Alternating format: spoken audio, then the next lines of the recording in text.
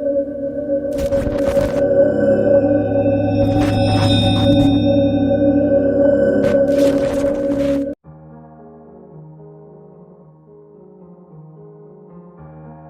small town of Rosewood was nestled in the rolling hills of rural America. Its main street lined with wooden storefronts and homes built of brick and stone. It was a quiet, peaceful place where the biggest excitement was the annual county fair and the gossip that circulated through the local church on Sunday mornings.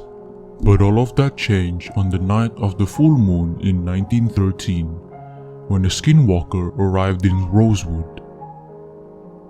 The skinwalker, or Yinaldlushi in the Navajo language, was a fearsome creature with the ability to transform into any animal it desired.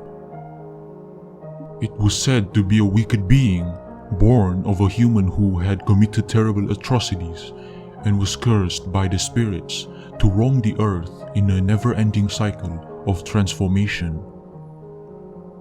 The first sign of the skinwalker's presence was the sudden disappearance of several farm animals from their pens and pastures.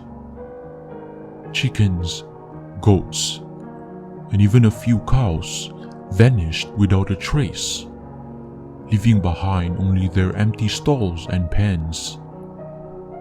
As the townspeople began to suspect foul play, rumors began to spread about a mysterious creature that prowled the night, taking whatever it pleased and leaving no clues in its wake. Some said it was a wild animal, others whispered about a ghost or demon. But no one could have guessed the truth. The skinwalker was real, and it had come to Rosewood to claim its next victim. The creature's chosen target was a young woman named Emily, who lived on the outskirts of town with her husband and two young children. Emily was a kind, gentle soul, known for her generous nature and her love of gardening.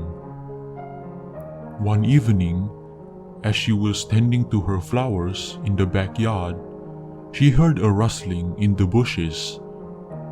Thinking it was a squirrel or a rabbit, Emily went back to her work, unaware of the dangers lurking just a few feet away. But as the rustling grew louder and closer, Emily turned to see a large shaggy wolf emerging from the shadows. It was a terrifying sight, with glowing eyes and teeth bared in a snarl. Without a moment's hesitation, Emily turned and ran, her heart pounding in her chest as she fled toward the safety of her home. But the wolf was too fast, and before she knew it, it had caught up to her, tackling her to the ground and sinking its teeth into her neck. As Emily lay dying, the wolf transformed back into its true form, the skinwalker, a tall, gaunt figure with a face twisted into a grotesque mask of hatred and malice. As the creature stood over its victim, it was suddenly overcome by a feeling of guilt and shame. It had not meant to kill Emily. It had only wanted to scare her, to show her its power. But now, it was too late. The skinwalker fled into the night, leaving Emily's body behind and disappearing into the darkness. The town of Rosewood was in a state of shock and mourning in the days following Emily's death. The local authorities were baffled by the strange circumstances of the attack, and the townspeople were on edge, unsure of how to protect themselves from the unknown threat that lurked in the shadows. As the full moon rose again, the skinwalker returned to Rosewood, its guilt and shame driving it to seek redemption for its action. It knew that it could never undo what it had done, but it hoped to atone by using its powers to protect the town and its people from harm. From that night on, The creature would lurk in the shadows, protecting the innocent townsfolk from outside entities and dealing with the criminals of the town who dared wrong the community.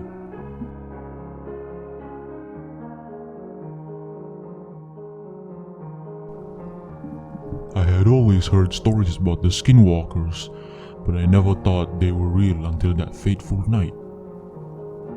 I was camping with my friends in the wilderness, and we were having a great time roasting marshmallows and sharing scary stories around the campfire. But then something changed. I heard a faint rustling in the bushes, and I thought it was just a harmless animal. But then I heard it again, and this time it was louder. My heart began to race as I realized that something was watching us. Suddenly, a chilling howl pierced the silence of the night, and I knew that it was a skinwalker. I had heard stories about these shape-shifting creatures that could transform into any animal they wanted, and they were known for their malevolent intent. My friends were terrified, and we huddled together for safety. We could hear sounds of the skinwalker's footsteps as it circled our campsite, and the air was thick with fear. As the night wore on, the skinwalker continued to torment us, its presence becoming more and more threatening. We could hear it whispering our names, calling out to us in a twisted voice that made my blood run cold. I knew that we had to leave, but the skinwalker was blocking our way. We were trapped, and I felt a sense of helplessness wash over me. I had never been so scared in my life. Finally, as the sun began to rise, the skinwalker vanished into the woods, and we were able to escape. But the memories of that night stay with me, a haunting reminder of the power of the skinwalkers and the danger that lurks in the wilderness.